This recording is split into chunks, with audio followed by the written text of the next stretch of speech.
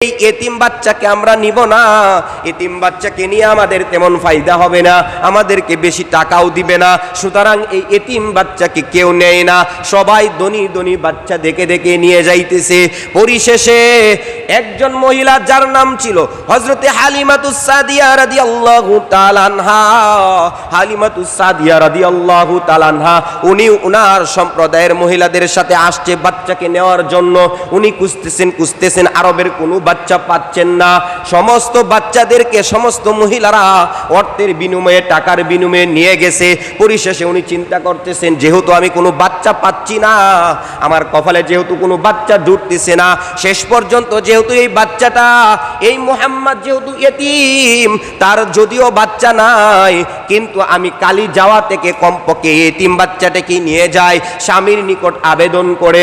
স্বামী তখন অনুমতি দেয়, ঠিক আছে, কালি যাওয়া থেকে কমপক্ষে এতিম বাচ্চাকে নিয়ে যাও, এই এতিম বাচ্চাকেই তুমি দুধ পান করিয়ে তাকে লালন পালন করতে থাকো।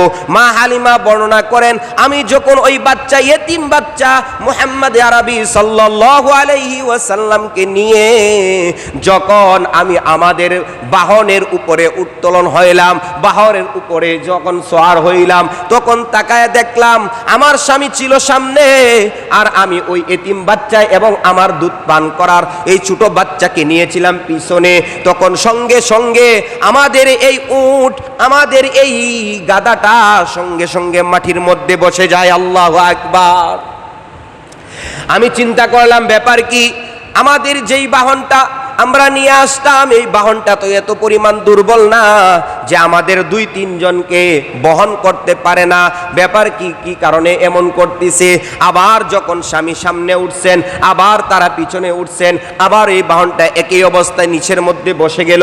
আবার দেখে মা হালিমা চিন্তা করে দেখেন যে না না, এমন তো হইতেই পারে না, এর ভিতরে অবশ্যই রহস্যজনক কিছু রয়েছে। উনি খুঁজতেছেন, খুঁজার পরে ওনার স্বামীকে বলতেছেন, ও স্বামী, আপনি নামেন, আমরা উঠি, দেখি তো বাহনের কি অবস্থা হয়। হালিমাতুস সাদিয়া রাদিয়াল্লাহু তাআলা আনহা শিশু নবী রাহমাতুল লিল আলামিন মুহাম্মদ আরবি সাল্লাল্লাহু আলাইহি সাল্লামকে নিয়ে যখন এই বাহনের উপরে উঠছেন, সঙ্গে সঙ্গে বাহন দাঁড়ায় গেল। সুবহানাল্লাহ। আবার যখন স্বামী সামনে উঠে আবার বাহন বসে যায়, আবার হালিমা বলেন, ওগো আমার স্বামী, আপনি একটু পিছনে আসেন, আমরা সামনে বসি।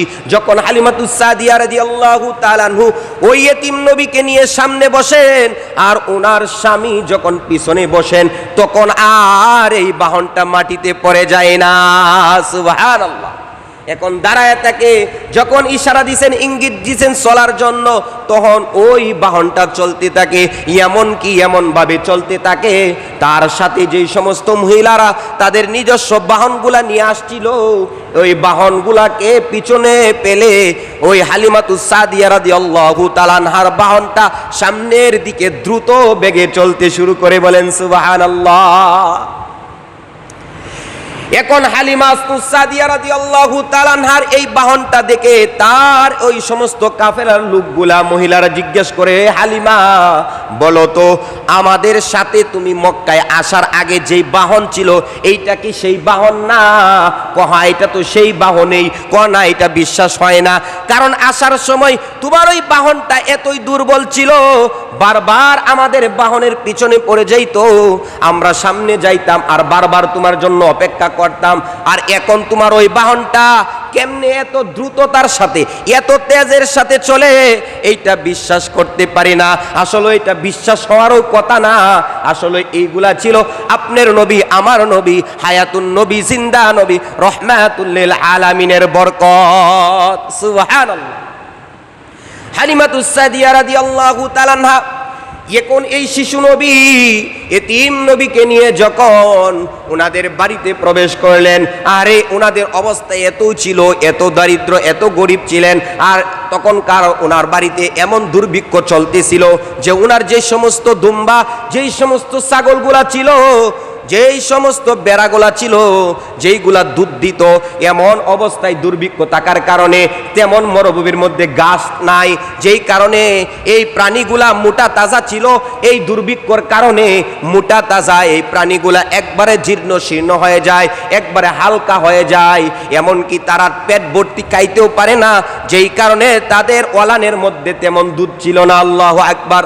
হালিমাতুস সাদিয়া বলে, আমার স্তনের ভিতরেও তেমন দুধ ছিল না, যে অল্প দুধ ছিল এই অল্প দুধেই আমার সন্তান পান করত। আয়ের বিপরীত আর একটা সন্তানকে আমি কেমনে পান করাই, এই চিন্তা, এই পেরেশান আমার মধ্যে সব সময় কাজ করত।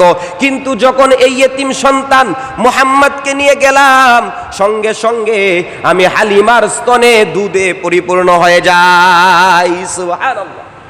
শুধু তাই নয়, আমার যেই সমস্ত গৃহপালিত প্রাণীগুলা, পশুগুলা এত দুর্বল ছিল, দুম্বাগুলা, ছাগলগুলা এত দুর্বল ছিল, যাদের ওয়ালানে কোনো দুধ ছিল না, এই মুহাম্মাদের বরকতে সমস্ত প্রাণীগুলার ওয়ালানগুলা দুধে পরিপূর্ণ হয়ে যায়। সুবহানাল্লাহ। তাহলে আপনার নবী, আমার নবী, রহমতের নবী কেমন রহমত! আল্লাহ তাআলা যার প্রত্যেকটা ক্ষেত্রে আল্লাহ তাআলার পক্ষ থেকে রহমত হিসাবে পাঠিয়েছেন। সুবহানাল্লাহ। হালিমাতুস সাদিয়া রাদিয়াল্লাহু তাআলা আনহা আরো বর্ণনা করেন। হালিমাতুস সাদিয়া বলেন, আমার এই সমস্ত জীর্ণ শীর্ণ ছাগলগুলা যখন মরুভূমির মধ্যে ঘাস খাওয়ার জন্য যায়, তখন সারাদিন ঘাস খায়া যখন সন্ধ্যাবেলায় ফিরে আসে, তখন পরিপূর্ণ তাদের পেট আমি দেখলাম ভরপুর রয়েছে, এবং এত পরিমাণ দুধ দেওয়া শুরু করলো, ইতিপূর্বে আর এই পরিমাণ দুধ কখনো দেয় নাই। সুবহানাল্লাহ। এই দুধগুলা আমি দোহন করে আমাদের ওই বাচ্চাদেরকে পান করাইলাম, পাশাপাশি আমরা স্বামী স্ত্রী দুধ পান করলাম।